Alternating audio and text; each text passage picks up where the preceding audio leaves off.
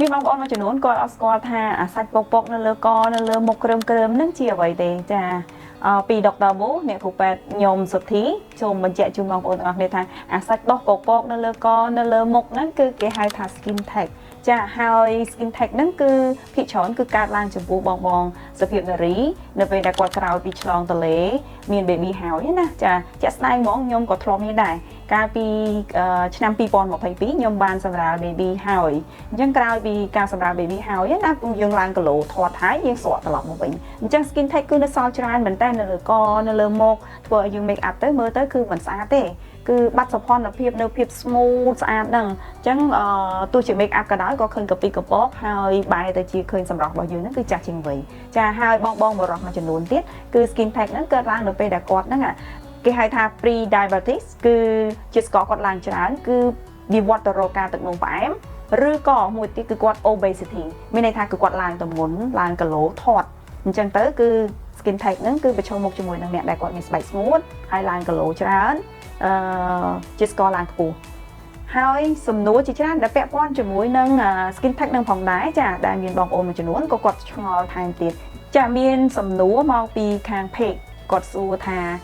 តើការកាត់ skin tag កាត់ច្រើនដង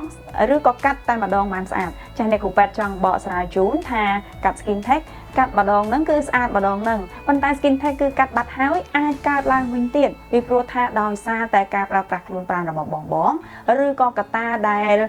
វ័យរបស់យើងវិវត្តទៅមុខហើយពាក់ព័ន្ធជាមួយនឹងគ្រឿងសម្ភារៈនៃការប្រើប្រាស់ដូចជា cosmetic លេឬក៏ការមុជទឹកដែលប្រើទឹកក្តៅហើយនឹងរបបអាហារផងដែរអញ្ចឹងជុំវិញនៅក្នុងការដែលថែទាំស្បែកឬក៏ skin tag ហ្នឹងដែលកាត់ទឹកហើយមិនចង់ឲ្យដុះឡើងវិញលុះត្រាតែបងអាចអញ្ជើញមកជួបពេទ្យជំនាញដើម្បីពិភាក្សាហើយពិនិត្យមើលឲ្យដឹងថាពី skin condition ឬក៏លក្ខណៈស្បែករបស់បងទាំងអស់គ្នាត្រូវទទួលរងនៅការប៉ះទង្គិចបែបណាហើយទទួលការថែទាំបែបណាចាសំណួរបន្ថែមទៀតគឺបងសួរថាកាត់ហើយមានស្នាមដែរឬទេ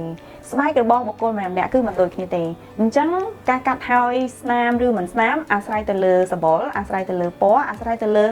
skin condition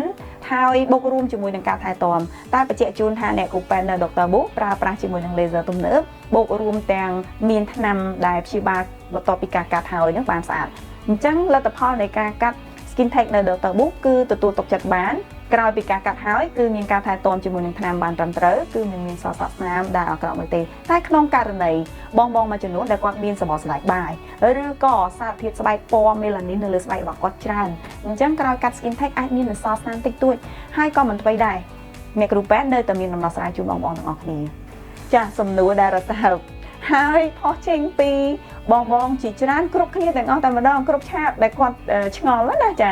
គាត់ថា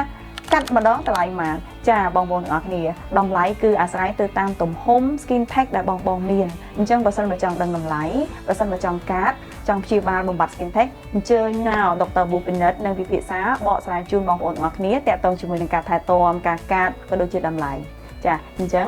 consultation ក៏ដូចជាការពិភាក្សាជាមួយនឹងគ្រូពេទ្យនៅដុកទ័រប៊ូមិនគិតប្រាក់ទេអាចអញ្ជើញបាននៅរៀងរាល់ម៉ោងធ្វើការ